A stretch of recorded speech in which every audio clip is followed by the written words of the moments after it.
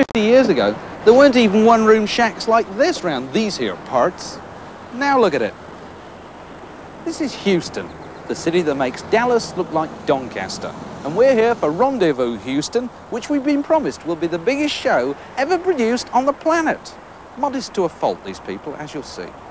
Jean-Michel, tell me, what are these people actually doing on the side of this building? They appear to be hanging out laundry or something. Yeah, that's right, exactly. It looks like much more Napolitan than American, actually, like that, with all these things hanging around. What are they doing?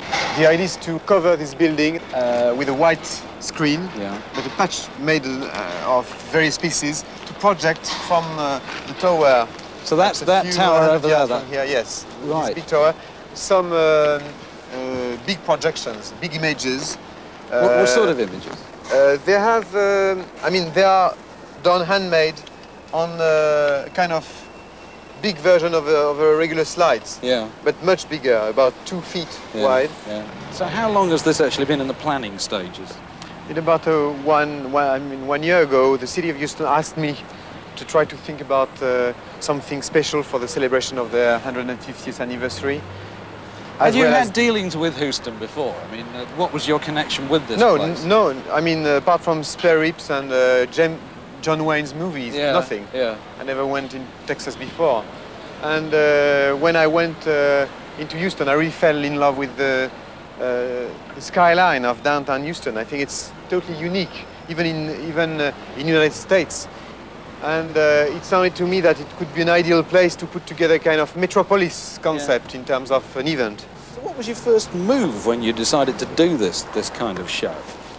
I mean, to be in contact with various people of the city to try to explain to them what was the idea. Yeah. And then to be in contact with NASA, because I had a good friend for a while, an astronaut called Bruce McCandless. I knew him before all what happened, and he's been amazingly creative and enthusiastic about the whole project, and he introduced me to one of his best friends, Ron McNair. Yeah.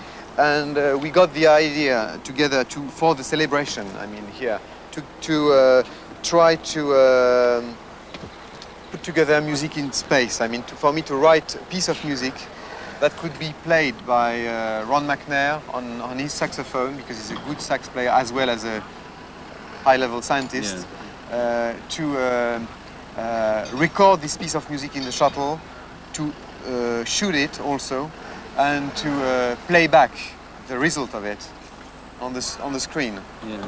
It's actually a totally different concept than a regular show, I mean a regular rock show. And the audience will be in a lot of different places, on top of various buildings. So they're going to be beyond that freeway over there? Yes, behind the freeway over there.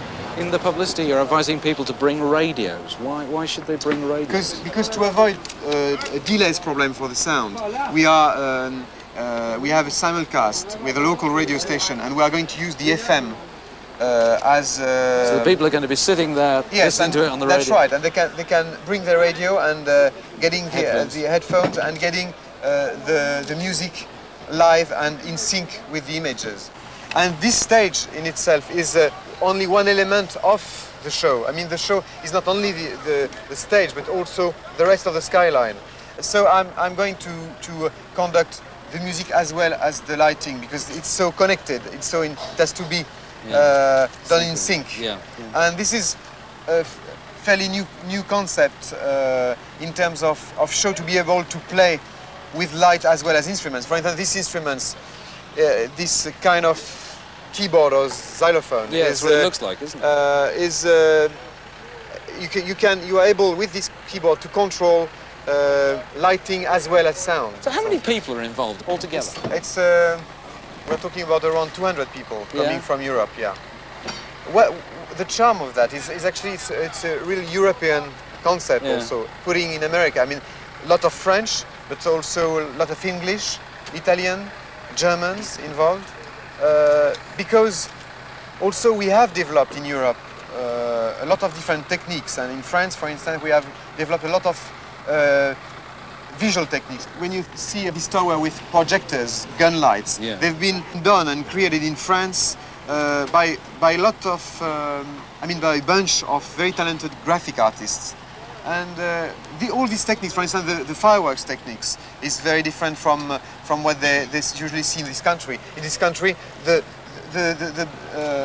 best fireworks is the loudest. Yeah, yeah. In Europe, we are more used to things, more subtle in a way. Yeah. And the fireworks we are going to use is totally synchronized with the city. And the guy acting the fireworks is on stage also. And he will control his fireworks through a video screen, a monitor video, from the stage to control the various fireworks on top of various buildings. They're going to be on top of the buildings as well, the fireworks? Yes, that's right. These days we have to recognize that the pure rock concert as a format is starting to fading out. Yeah.